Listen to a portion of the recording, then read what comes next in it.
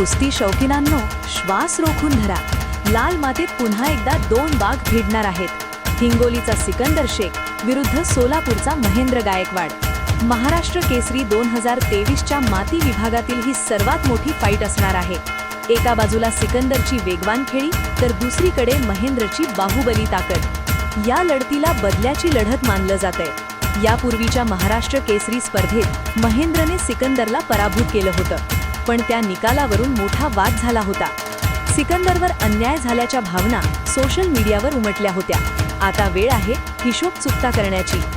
सिकंदरने सुदर्शन कोतकरला हरवून फायनलमध्ये धडक दिली आहे, तर महेंद्रने विशाल बनकरवर मात करत आपलं वर्चस्व सिद्ध केलंय. आता माती गटाचा राजा कोण ठरणार?